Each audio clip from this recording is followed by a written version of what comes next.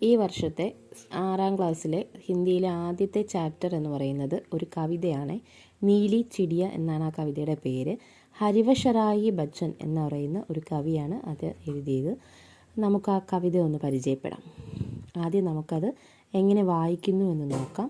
അതിനുശേഷം അതിൻ്റെ എക്സ്പ്ലനേഷനും തരാം. नीली चिड़िया.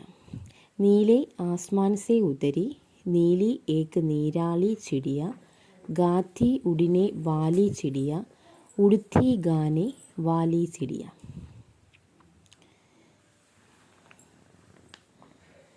इस फुनगी से उस फुनगी पर उड़कर जाने वाली चिड़िया, इन पत्तों में उन पत्तों में चिपकर गाने वाली चिड़िया, पर पड़काकर नीचे आकर दाना खाने वाली चिड़िया, दाना खाकर पर पड़काकर चढ़ उड़ जाने वाली चिड़िया.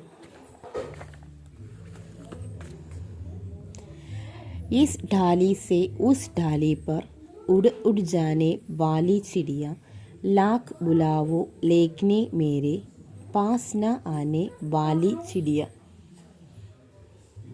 नीले आसमान से उतरी नीली एक निराली चिड़िया, गाती उड़ने वाली चिड़िया, उड़ती गाने वाली चिड़िया. എല്ലാവരും ഇത് നന്നായിട്ട് വായിക്കുക. നന്നായി വായിച്ചതിന് ശേഷം മാത്രം അതിൻ്റെ അർത്ഥം മനസ്സിലാക്കുക.